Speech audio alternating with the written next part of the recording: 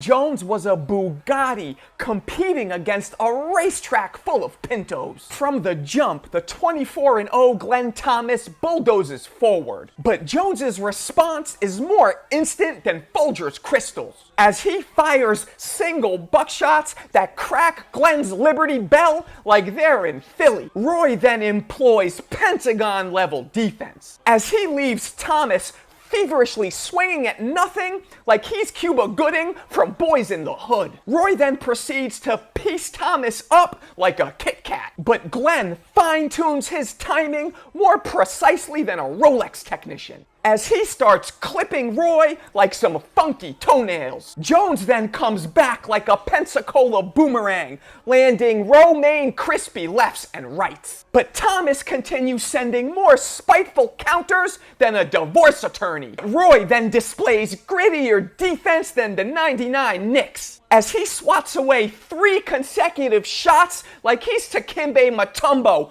all using the same hand. Jones then fires off 4 more buckshots that leaves Thomas covering up like he's getting jumped into the Southside Crips. Jones then displays smoother footwork than Gregory Hines, but the Kentucky native then bounces back like Spalding, as he repeatedly pops Roy like a cherry on prom night, forcing Roy to go back to basics like he's dating a 6, as he continues to move and get out the way like he's ludicrous. Jones proceeds to pepper Thomas's liver and cabbage like he's Gordon Ramsay. Roy has now mastered his range, as he lands cinder blocks while pivoting and swiveling smoother than an office chair. Roy proves more elusive than Bigfoot, as Thomas repeatedly fails to catch him. In round 8, Roy corners his worn-down opponent and then sandblasts him like he's removing graffiti off the A-Train. Roy then pops off like Orville Redenbacher with a 35-punch barrage that leaves Glenn tangled in the ropes like a drunk tarantula. Roy then initiates warp speed like he's Dr. Spock, but in an exhilarating display,